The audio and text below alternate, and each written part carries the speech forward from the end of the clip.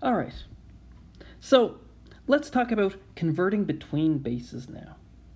And it's a good idea to be able to convert to base 10. We can think in base 10 very easily because we've done it all our lives. There's nothing special about 10, it's just the one that our society picked for whatever reason. So if I have this number, 25 base 8, remember base 8 means that I regroup when I have 8 things. So I have 2 long pieces, and my long pieces have 8 ones in them, and then I have 5 ones left over. So I can look at this. This is 2 times 8 to the 1. I have 2 8s and then 5 ones left over. And I can just calculate that. 2 times 8 is 16 plus the 5 ones. That is 21 base 10. Now you could write, if you like, you could put your base 10 here like this, but if I don't have a subscript like that and it's clear, then I'm going to take it as a base 10 number. So here this is 21 base 10.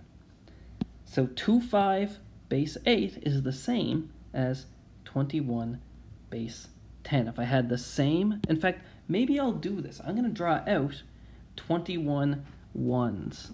1, 2, 3, 4, 5, 6, 7, 8, 9, 10, 11, 12, 13, 14, 15, 16, 17, 18, 19, 20, 21. And I'm going to make a copy of this because I want to do it twice. Drag that over. Great. Okay. So in base 10, I group when I have 10 things. So let me go ahead and do it. Here are my 2 groups of 10 with 1 1 left over. 2 groups of 10 and 1 1 left over. Well, if I have 21 ones like this and I want to group it in base 8, now I group when I have 8 things. So let me go ahead and do that.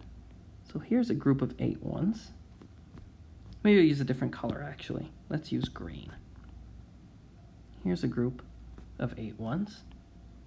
Here is another group of 8 ones. And I can't find any more groups of 8. So what do I have? I have 2 groups of 8.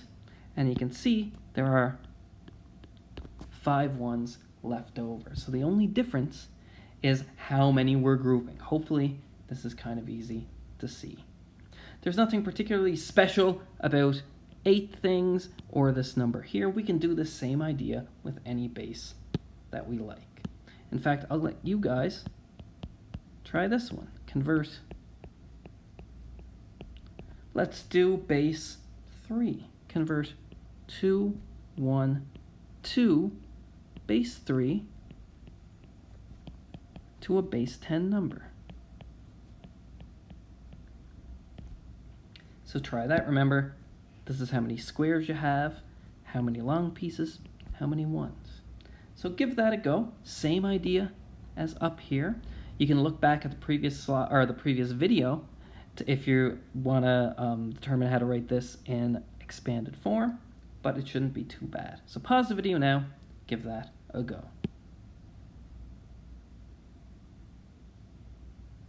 Okay, so hopefully you guys wrote it down like this. So we have 2 squares.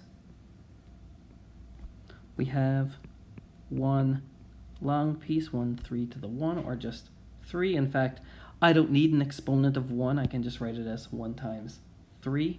If there's no exponent on a number, it's implied that there's an exponent of 1 up here. Because remember, exponents just mean take your number, multiply it by itself that many times. And if I just have 1 3, there's nothing to multiply. Okay, and then I have 2 times, I can write it as 3 to the 0 or just 1. The reason I would write it as 3 to the 0, maybe I'll just do that really quickly, is you can kind of see the pattern here. We go from 3 to the power 2, 3 to the power 1, 3 to the power 0. So that's why we kind of look at it as 3 to the power 0, kind of fits in this nice pattern. Anyway, we can calculate that, but I'm thinking of 3 to the 0 as 1. So that's 3 squared is 9, so we have 2 times 9, plus 1 times 3, plus 2 times 1, so that's 18, plus 3, plus 2, and you can check that is indeed 23 base 10. And it's a good exercise for you. Try and draw 23 dots out and see if you can group them as 1 square of 9, 1 3 by 3 square, 1 long piece with 2 ones left over. Let's do one more example. Let's convert the following number. Let's do one that's a little trickier. Let's do 307A6 base 12 to base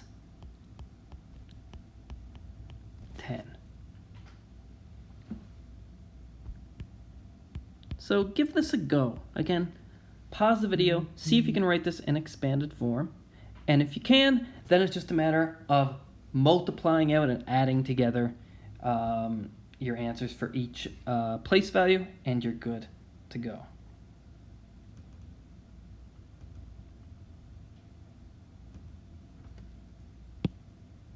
Okay, so we have our 0 dimension, 1 dimension, 2 dimension, 3 dimension, 4 dimension. So this is going to be 12 to the 4. So we have 3 times 12 to the 4 plus 0. I'll write it in, but you don't need to. 0 times 12 cubed. This is our cubed place value. Then we have 7 times 12 squared plus A, but remember A stands for 10 things. So we have 10 long pieces and we have 6 ones. So now we have to multiply this out, and you guys can check that 12 to the power 4, just 12 times 12 times 12 times 12, so 144 times 144. If you do that multiplication, I won't do it out long, but you get 20,736. So we have 3 times 20,736. That's 12 times 12 times 12 times 12. Plus 0 times 12 cubed is just 0. 7 times 144 plus 10 times 12 plus 6 times 1. And so we get the following. 63,342 base 10. And that kind of makes sense. You can imagine we have bigger digits down here. So we have 6 of these 10 to the 4 things. We're thinking of them as 4-dimensional cubes, I guess. Up here we have only 3 of them because this base is bigger. It takes more ones to make a long piece. It takes more long pieces to make a square. It takes more squares to make a cube. It takes more cubes to make a 4-dimensional cube than it does in base 10. In base 10, it only takes 10 of the previous place value to make the next one. Here it takes 12.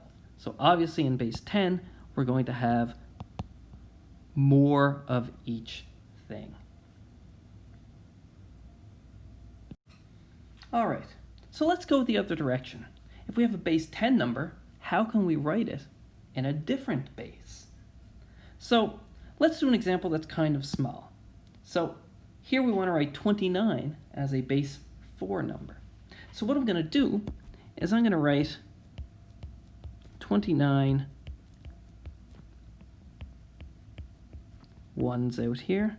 There's 20. There is 29 ones. Well, remember what we do. Whenever we have 4 of something, we regroup it. So I think a good idea, maybe the easiest way to go, is to make as many long pieces as possible, and however many ones are left over, we know they're ungroupable. So they're going to be the ones digit of our base 4 number. So let's do it. So let's make as many long pieces as possible. There's a long piece. There's one. There's one. There's one. There's one. There's one. And we can get one more. So I can make 1, 2, 3, 4, 5, 6, 7 long pieces out of 29 ones. If my long pieces are made up of 4 ones, remember we're in base 4, so each long piece is made up of 4 ones. So we have 1 left over. Now what are we really doing? If you think about it, we are grouping 29 in groups of 4. And then we're seeing how many are remaining once we do that. And if you think about what we're really doing, we're just doing a division problem. We're dividing 29 into groups of 4. So we divided it into 7 groups of 4 with 1 left over. So, in fact, we could do that as a division problem. So this is just 4 into 29. Goes 7 times with 1 left over. So there's one remaining. We can't regroup that. So that's going to be our ones digit. So we're in base 4. I'll write it down here. We know our ones digit, the one farthest to the right, is going to be a 1. Okay, so our ones digit is a 1. I'll write this here. This is our ones digit, or 4 to the 0. Well, what about our 4's digit? Well, same thing. Well, maybe we can regroup some of these to be squares, and in fact, we can. So we have 7 long pieces here, 7 4's. I can regroup 4 of these guys into a square. So there is my square.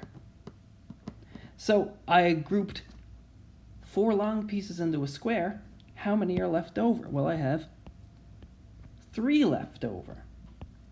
Since I have 3 left over, well, I can't group them into a square because it takes 4 long pieces to make a square. So what I'm doing is I'm seeing how many groups of 4 I can make out of the 7 4's that I have. And in fact, I can make 1 with a remainder of 3. And where did this 7 come from? Well, of course, this 7 came from our answer when we decided what the ones digit was going to be. So that 7 is that 7. So here, this is our ones digit. And this, the leftover 4's, is our 4's digit. So we have 3 long pieces. So we have 3 4's. And now, well, we have 1 square. So can we regroup 4 squares to make 1 cube? No, because we only have 1 square. So that's all we have. So we write that down. And we can look at it. Let's do it the same way. Let's do 4 into 1. Well, 4 into 1 goes, of course, 0 times. I can't make a group of 4 out of just one thing, my 1 square. So my remainder is 1. And this 1 here is, of course, that 1. And this is my 4 squareds place value, or my 16's place value. So 29 in base 4 is 1 square of 16, 3 long pieces of 4 each, and 1 1. So all we're doing here is we're just kind of dividing by 4 as we go. And whatever new quotient we get, we divide by 4 again. The remainder each time gives us our digit here. Let's do one more. I won't draw it out. I'll just do the process, and then I'll let you guys try one. Let's write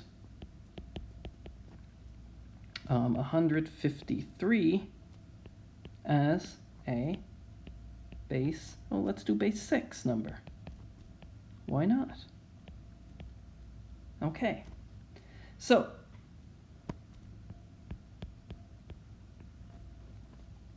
what I'm going to do is, first of all, I'm going to group them into 6s. So I'm going to divide 153 by 6. So I can make, how many long pieces can I make? I just do this long division. 6 goes into 15 twice. And then 6 goes into 33 5 times, with a remainder of 3. So I know my ones digit is going to be 3. Out of 153 ones, I can make 25 long pieces of 6 ones each, and then there are 3 ones left over. So here are my 3 ones. Okay, now I take my quotient here, that's the number of long pieces I have. I divide again, so 25 now goes here. And I'm going to group as many long pieces together in groups of 6 to make squares. 6 goes into 25 4 times, with a remainder of 1. So in this case, I have 1 long piece remaining. I grouped my 25 long pieces into 4 squares and with 1 long piece remaining. So this is my long piece place value, or my 6's place value, since we're in base 6. And then, well, finally, I'm going to do this once more. And I'll tell you how you know you're going to stop. So my quotient becomes my new dividend, and I divide again. 6 goes into 4, of course, no times, with 4 remaining. So I just have my 4 squares here. And the way I know I'm done is I get a quotient of 0. Whenever you see this quotient of 0, you know you're done, because there's nothing left to regroup. Alternatively, if you like, you can realize back here, if your quotient is ever smaller than your groupings, then you know there's not enough to make another grouping, so you're good to go. But if you just want a process where it's kind of easy to tell you know you're done, just whenever you get a quotient of 0, you know you're going to stop, because there's nothing left to group. So 153 base 10 is 413 base 6.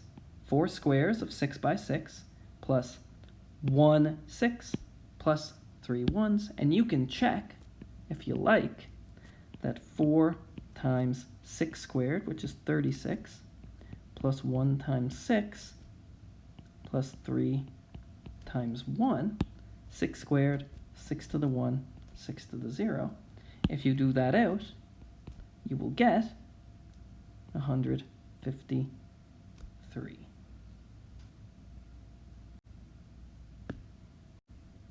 So here are 2 problems, well, 3 problems really, that I'd like you guys to try. The first 2 are just more examples of the types we did on the previous slides. And the third one is, well, we're not converting from to or from base 10. We're converting from base 8 to base 5. And we have to think about how to do that. In fact, we're not taught how to convert any from base 8 to 5 But we do have the skills available. So we want to convert from 8 to 5. But maybe there's a longer path we can take rather than going straight from 8 to 5 that we know how to do. So think about that. Give these problems a try. See if this can work for you. Pause the video now, give these a try, and then unpause and see if you get the same answers that I do.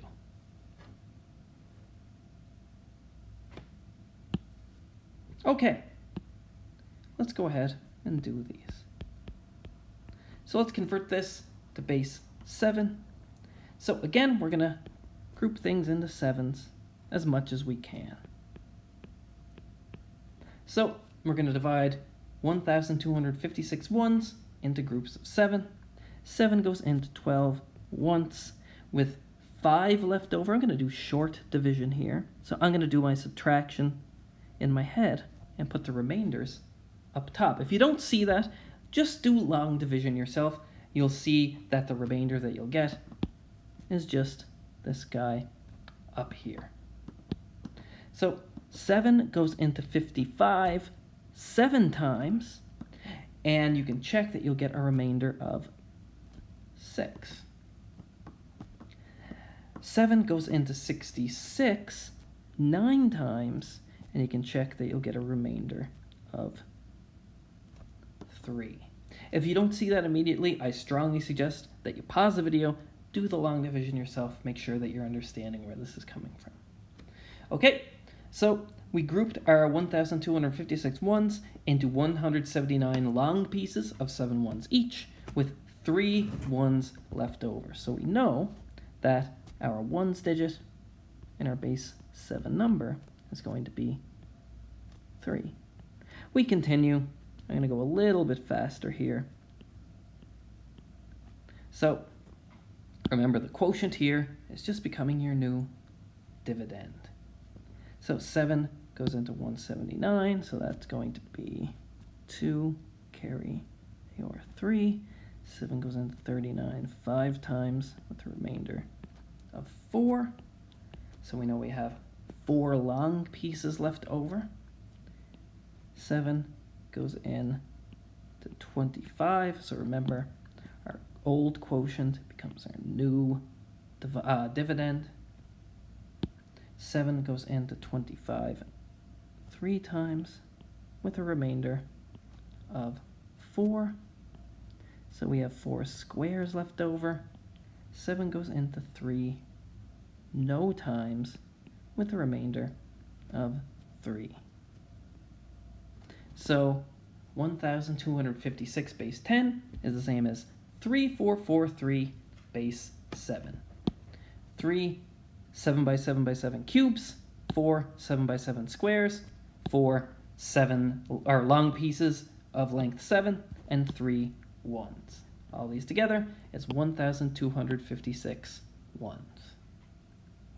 All right, let's do it in base 12. Same idea. We'll just scroll up here.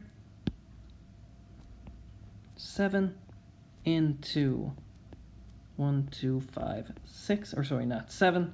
We just did that. We need 12.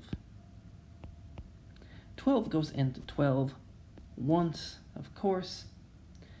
Let's do long division again. 0 left over. Bring down your 5. 12 goes into 5, no times. Bring down your 6. 12 goes into 56 4 times with a remainder of 8. So I know my ones digit is going to be 8. I should say 12, not 12s. Okay, and we keep going. You can see what's happening here. So 12 into 104. 12 goes into 104. How many times? It goes in 8 times 96. Subtract, we get 8.